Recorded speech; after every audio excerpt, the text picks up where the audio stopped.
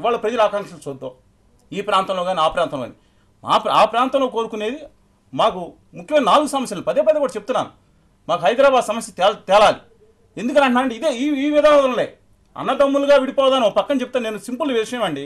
ఇప్పుడు నేను జగదీష్ రెడ్డి గారు ఉన్నాం, లేదా తులసిరెడ్డి గారు ఉన్నాం, అన్నదమ్ములు విడిపోతున్నాం. నిన్ను చంపుతా, నిన్ను నరుకుతా, నీ నాలుగు కోస్తా, అంతర్యుద్ధం చేస్తా, నీ తమ్ముడు నువ్వు వెళ్ళిపో, మీ పిల్లలు మాత్రం జాగ్రత్తగా చూసుకుంటాను హైదరాబాద్ అంటే ఎవరు నమ్ముతారండి?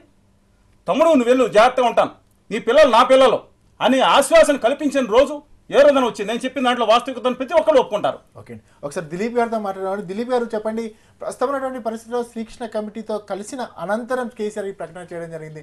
అంటే శ్రీకృష్ణ కమిటీ ఏమైనా తెలంగాణ రాష్ట్ర ఏర్పాటుకు సానుకూలంగా లేదు అనేటువంటిది ఈ వ్యాఖ్యల ద్వారా అర్థం చేసుకోవచ్చా?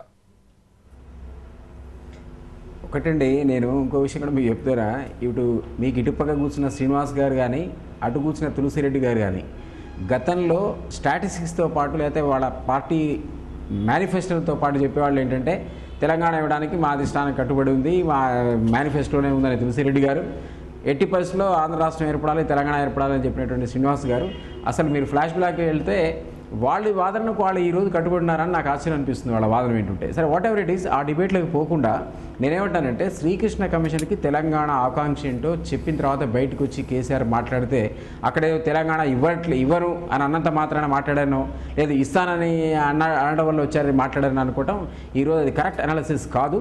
ఎందుకంటే శ్రీకృష్ణ కమిషన్ ఓన్లీ వ్యూస్ విన్నది, ఈయన బయటకు వచ్చి తన వ్యూస్ చెప్పాడు. ఎవరికి ప్రతి వాళ్ళు పోతుంటారు. రేపు పొద్దున ఆంధ్రపక్ష వాళ్ళు కూడా సమైక్యవాద వాళ్ళు కూడా బయటకు వచ్చి చాలా హ్యాపీగా ఉన్నాం మేము ఆయనతో మాట్లాడిన తర్వాత క్వశ్చన్ కాదు.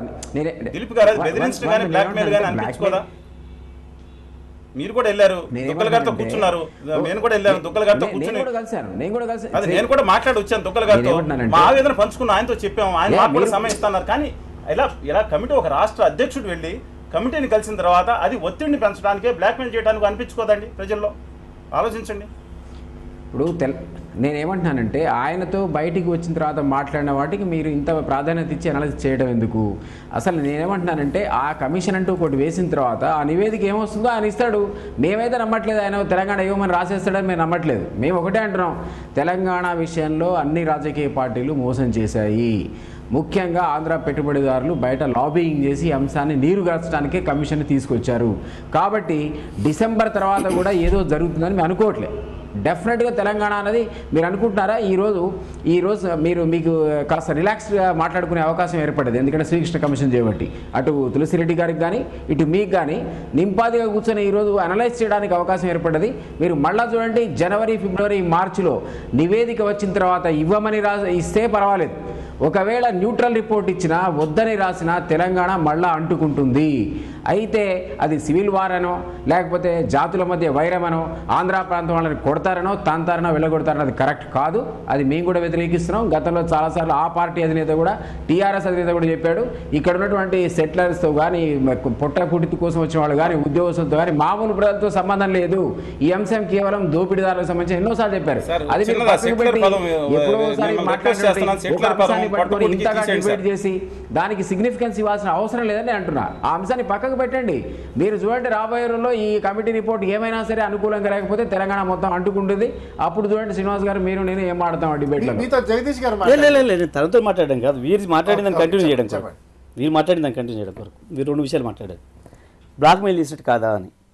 అసలు కాదా అని నేను అదంటున్నాను.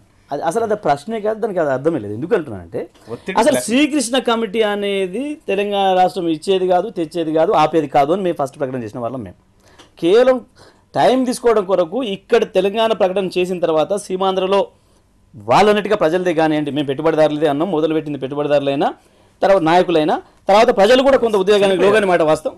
నేనేమంటున్నాను, ప్రజలు కూడా ఉద్వేగానికి లోనైన మాట వాస్తవం. ఆ సందర్భంలో మీకు ఇంకొక విషయం కూడా చెప్పాలి, చాలా స్పష్టంగా మీ అందరికీ కూడా తెలుసు. ఆ 13 రోజులు మేము టీఆర్ఎస్ పార్టీగా మేము ఎవరు కూడా మీడియా ముందుకు రాలి, మీరు అది గమనించాలి. ఎందుకు అంటే కేసీఆర్ గారు చాలా స్పష్టంగా చెప్పాను, మొదలుపెట్టింది ఎవరైనప్పటికీ కూడా అక్కడ ఒక ప్రజలకు కొంత ఉద్వేగం వస్తుంది, వాళ్ళకు కూడా ఉద్వేగాలు వస్తాయి. ఈ సందర్భంలో మనం కూడా మాట్లాడి రెచ్చగొట్టినట్టుగా ఉండి ఉద్వేగాలు పెంచకూడదు. 2 వైపులా మనం కొంత స్ట్రాటజిక్గా మౌనంగా ఉందాము. వాళ్ళు కొంత వెంటిలేట్ కానివ్వండి, వాళ్ళ ఆవేశాన్ని వెంటిలేట్ కానివ్వండి. మనం ఆ రకంగా మనం రెచ్చగొట్టినట్టుగా పోయి ప్రకటన చేసినట్టుగా ఉండకూడదు. కొద్ది దూరం మనం దూరంగా ఉండడమే మంచిది. మనం వాళ్ళు అట్లా మెయింటైన్ చేయండి కూడా ఇంత బాధ్యతాయుతంగా చెప్పడం జరిగింది కేసీఆర్ గారు.